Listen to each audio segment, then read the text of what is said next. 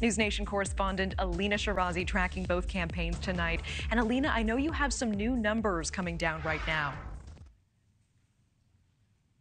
Yeah, Natasha, good evening. Well, we know Vice President Kamala Harris has raised $540 million since launching her bid for president a little over a month ago. Now she's hitting the road with her running mate, Minnesota Governor Tim Walz, on a bus tour through the key swing state of Georgia.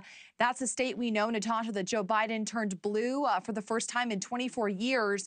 Meanwhile, the Trump team will try to get their momentum back on their side in swing states Michigan as well as Wisconsin. Those are states that he won in 2016 but lost in 2020. And I want you to know, I promise to be a president for all Americans. You can always trust me to put country above party and self.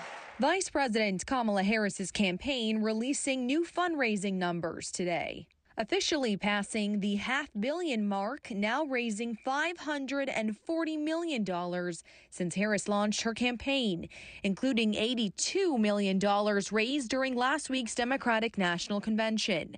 The hour following Harris's speech brought in the most money. I see a nation that is ready to move forward, ready for the next step in the incredible journey that is America.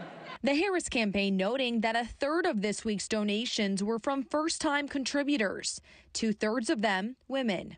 Vice President Harris and her running mate will travel to the swing state of Georgia next week on a bus tour. Polling in Georgia shows former President Trump with a slight advantage, 49% to 47%. Georgia has voted blue just once since 1996, with President Biden snapping the streak of 6 straight Republican nominations in 2020. Up north, the Trump-Vance ticket also campaigning in 2 blue wall states next week, Michigan and Wisconsin. States that Trump won in 2016 against Hillary Clinton but lost to President Biden in 2020. Vice President Harris leads Trump 48 to 46% in Michigan, and she has a slightly larger lead in Wisconsin, 50 to 46%. Today, VP nominee J.D. Vance focused on the economy, arguing that Donald Trump is the right leader to get costs under control. This country has become too anti-family. It's too expensive to afford a house. It's too expensive to afford groceries. Donald Trump and I want to change that. And unless we get better leadership, we're not going to.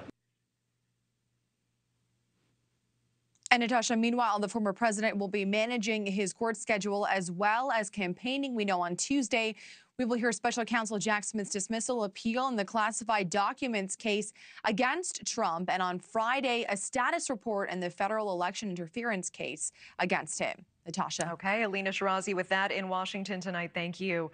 Thanks for watching. Go to joinnn.com to find NewsNation on your screen. And don't forget to click the red subscribe button below to get more of NewsNation's fact-driven, unbiased coverage.